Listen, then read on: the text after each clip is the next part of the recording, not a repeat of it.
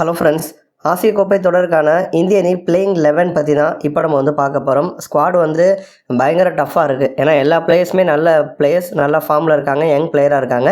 அதில் பிளேயிங் 11 எப்படி கொண்டு வர போகிறாங்க அப்படிங்கிறது தான் டஃப்பான ஒரு விஷயம். அதில் ஒரு உத்தேச பிளேயிங் 11 தான் இப்போ நம்ம பார்க்க போகிறோம். இந்த ஆசிய கோப்பை தொடர் அப்படிங்கிறது செப்டம்பர் 9ஆம் தேதி ஸ்டார்ட் ஆகுது. ஃபைனல் செப்டம்பர் 28ஆம் தேதி நடக்கும். இதில் குரூப் ஸ்டேஜில் நம்ம எடுத்துக்கிட்டோன்னா இந்தியா 3 அணிகளுக்கு எதிராக ஆட போகிறாங்க. முதல் போட்டி UAE அணிக்கு எதிராக இந்தியா ஆட போகிறாங்க. ரெண்டாவது போட்டி செப்டம்பர் 14ஆம் தேதி முக்கியமான ஒரு போட்டி, பாகிஸ்தான் அணியை இந்தியா எதிர்கொள்ள போகிறாங்க. அடுத்து ஃபைனலாக குரூப் ஸ்டேஜில் கடைசி போட்டி அப்படின்னு பார்த்தோன்னா இந்தியாவுக்கு செப்டம்பர் 19ஆம் தேதி ஓமன் அணிக்கு எதிராக ஆட போகிறாங்க. இதில் பாகிஸ்தான் தவிர்த்துட்டு மீதி 2 அணிகளுக்கு எதிராக இந்தியா ஈஸியாக ஜெயிச்சிருவாங்க.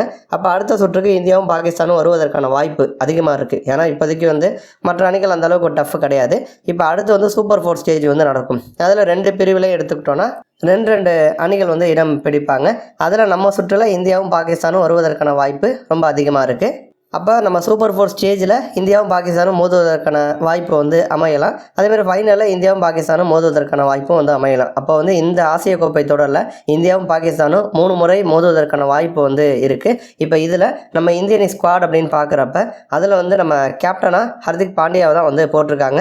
ஹர்திக் பாண்டியா நீண்ட நாளைக்கு பிறகு IPLக்கு பிறகு அன்னைக்கு திரும்புகிறாரு. அவரை நம்ம பார்க்க போகிறோம். பாண்டியாவை தாண்டி சுப்மன் கில், சஞ்சு சாம்சன், அபிஷேக் சர்மா, சூரியகுமார் யாதவ், ஸ்ரேயாஸ் ஐயர், திலக் வர்மா, ரிங்கு சிங், துருவ் ஜோரல், அக்சர் பட்டேல், வாஷிங்டன் சுந்தர், ஹர்ஷித் ராணா, யாஷ் தயால், பிரசித் கிருஷ்ணா, ஹர்தீப் சிங், முகமது சிராஜ், குல்தீப் யாதவ், வருண் சக்கரவர்த்தி, இவங்களாம் ஸ்குவாடில் இருக்காங்க. இப்போ இவங்க எல்லாருக்குமே வாய்ப்பு கிடைக்குமான்னு கேட்டிங்கன்னா அதில் லிமிட்டட் தான். அதில் ஓப்பனர்ஸ் யார் அப்படின்னு எடுத்துக்கிட்டோன்னா சஞ்சு சாம்சன் மற்றும் Abhishek Sharma, right left combination. Recent டைமாகவே T20 தொடர்களில் இவங்க 2 பேர் தான் ஓப்பன் பண்ணிகிட்ருக்காங்க. ரொம்ப சூப்பராக ஆடிட்டுருக்காங்க. அதில் சஞ்சு சாம்சன் விக்கெட் கீப்பராகவும் இருப்பார். ஸோ இவங்க 2 பேர் தான் ஓப்பனர்ஸாக ஆடுவாங்க. அடுத்து 3வது இடம் சுப்மன் கில் உள்ளே வருவார். ரீசெண்ட் டைமாகவே கில் ஓப்பனிங் நல்லா ஆடுறாரு. 3வது 4வது அந்த 2 இடத்துலையுமே நல்லா ஆடிட்டுருக்காரு. கரண்டாக நல்ல ஃபார்மில் இருக்கார். அதனால் 3வது இடம் கில்லு ஆடுவார். 4வது இடத்துல சூரியகுமார் யாதவ் உள்ளே வருவார். ஸ்கை ரீசெண்டாக T20 தொடர்களுக்கு அவர் தான் கேப்டனாக இருந்துகிட்ருக்காரு. ஸ்கையும் நல்ல ஃபார்மில் இருக்கார். அதனால் 4வது இடத்துல அவர் ஆடுவார். அடுத்து 5வது இடம் அப்படின்னு பார்க்குறப்ப ஸ்ரேயாஸ் ஐயர் உள்ளே வரலாம். அப்படி இல்லைனா திலக் வர்மா உள்ளே வரலாம். 2 பேருக்குமே சான்ஸ் கிடைக்காது. யாரோ ஒருத்தருக்கு வாய்ப்பு கிடைக்கும். அடுத்து 6வது இடத்துல ஹர்திக் பாண்டியா உள்ளே வருவார்.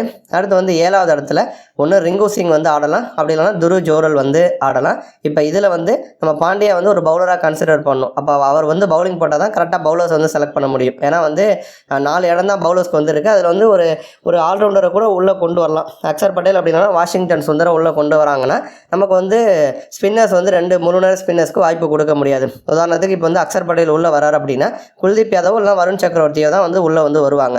அப்போ 8வது இடம் அப்படிங்கிறப்ப அக்சர் பட்டேல் உள்ளே வருவார். ஏன்னா ரீசெண்ட் டைம் அவர் நல்லா ஆடிட்டுருக்காரு. 9வது இடம் அப்படின்னு பார்த்தோன்னா குல்தீப் யாதவ் உள்ளே வருவதற்கான வாய்ப்பு இருக்குது. அடுத்து 10, 11ல் ஹர்தீப் சிங் மற்றும் முகமது சிராஜ், இவங்க 2 பேரும் உள்ளே இருப்பாங்க. இப்போ 5 பவுலர்ஸ் யார் அப்படின்னா முகமது சிராஜ், ஹர்தீப் சிங், ஹர்திக் பாண்டியா, குல்தீப் யாதவ், அக்சர் பட்டேல், இவங்க தான் 5 பவுலர்ஸாக இருப்பாங்க. நன்றி.